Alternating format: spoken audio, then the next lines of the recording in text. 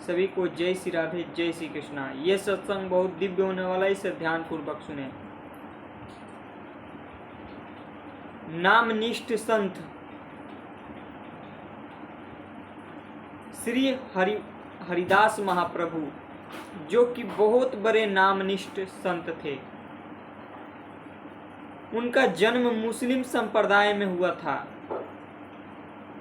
उनको भगवान कृष्ण की ऐसी भक्ति लगी कि दिन रात भगवान का नाम जप रटने लगे, और उनको ऐसा बैराग उत्पन्न हुआ नाम जप से कि वो सब घर बार छोड़कर और वृंदावन वास करने लगे। ऐसे ही कुटी में कहीं पड़े रहते, कहीं वृक्ष के नीचे, और दिन रात जप करने लगे। ज़्यादा से ज़्यादा उनको जप करने की इच्छा होने लगी। तो इतना उनके अंदर नाम की शक्ति जागृत हो गई थी कि वो प्रतिदिन तीन लाख नाम जप करने लगे। जब साधक को नाम जप प्रिय लगने लगता है, फिर ये संसारिक प्रपंच, संसारिक बातें, संसारिक आहार, संसारिक कुछ भी अच्छा नहीं लगता। खाना पीना, सोना, जगना, बोलना, बातें करना किसी से कुछ भी नहीं सुहाता। बस साधक यहाँ ध्यान यही दे कि वो किसी भी परिस्थिति में नाम को ना छोड़े। कई प्रकार से उसका मन विमुख करने का प्रयास करता है ना। जो हमारे संत हैं, जो हमारे महापुरुष हैं, उनकी जीवनी यही दर्शाती है। देखो कैसे कैसे महापुरुष हुए हैं हमारे। तो जब नाम जप आप करने लगते हो तो पहले नाम जप आपको कई प्रकार के उलझने फेंक कर और हटाने का प्रयास करता है। कई प्रकार से आपको विपरीतता, प्रतिकूलता, किसी से ऐसा व्यवहार करवा देगा, किसी से ऐसी बातें बोलवा देगा जिससे आपका हृदय जले और नाम जप से असरदा हो। तो ये माया का भी इसमें खेल होता है। माया भी ऐसी परीक्षा लेती रहती है। यही साधक ध्यान दे कि वो ज़्यादा से ज़्यादा सत्संग सुने और नाम की महिमा सुने, भक्तों का चरित्र सुने, जिससे कि उसको बल मिले। भक्तों का चरित्र इसीलिए सुना जाता है जिससे कि उनकी निष्ठा, उनकी शक्ति, उनके नाम जप में उनकी भक्ति कैसे वो आगे बढ़े। तो जब साधक निष्ठा पूर्वक नाम जप करने लगता है, अब उसको अंदर से जब सत्संग सुनता है तो उसके अंदर से एक बल जागृत होता है नाम के प्रति। सत्संग क्या करता है? सत्संग आग पैदा करता है। सत्संग आग पैदा करता है, और नाम की शक्ति घी है। आग में जैसे घी डाला जाता है तो वो उफन मारता है, वैसे सत्संग आग है। उसमें नाम की शक्ति अगर नित्य प्रति डाला जा रहा है तो वो बहुत बड़ा ज्वाला बन सकता है। ऐसे ही जब नाम जप आप करने लगते हो तो सत्संग का रोल बहुत ज़्यादा होता है। सत्संग जितना ज़्यादा आप सुनोगे, जितने अच्छे साधक का सत्संग सुनते हो, उतने आपको नाम में निष्ठा होती है। जब आप नाम जप तल्लीनता पूर्वक करोगे तो ये मन विपरीतता, प्रतिकूलता फेंकते रहेगा, पर किसी भी हालत में नाम ना छूटे।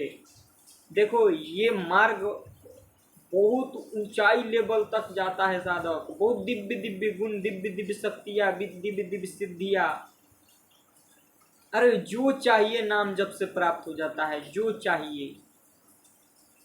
पर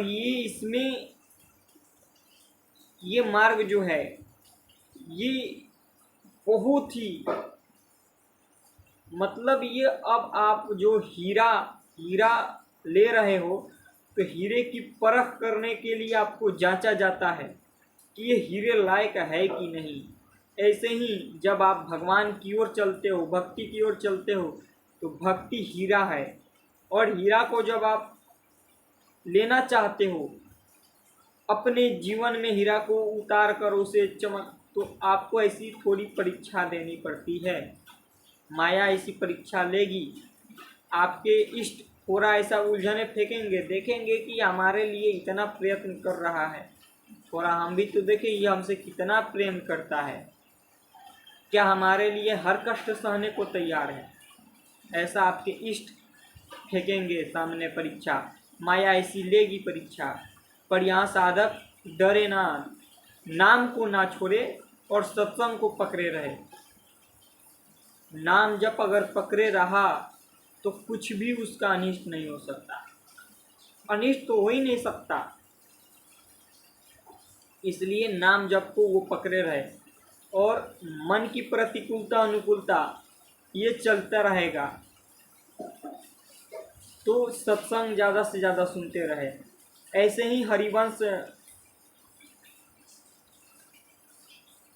हरिदास महाप्रभु प्रतिदिन 3 लाख नाम जप करते। उनको नाम जप में ऐसी रुचि उत्पन्न हो गई कि जिससे कि उनका जो प्रभाव था बड़े बड़े दूर तक फैलने लगा। लोग उनको दर्शन करने के लिए आने लगे। एक ऐसे ही राजा था वहाँ। तो वो राजा जो सबसे प्रसिद्ध गायकार थे, तो उन गायकारों को वो बुलाया, बोला कि आपसे बड़ा कोई यहाँ गाने वाला, आपका सुर में, आपके सुर जो है उसका टक्कर देने वाला यहाँ कोई नहीं है, आप इतना अच्छे गाते हो। तो वो जो थे गायकार थे वो कहे कि नहीं, हम तो कुछ नहीं हैं।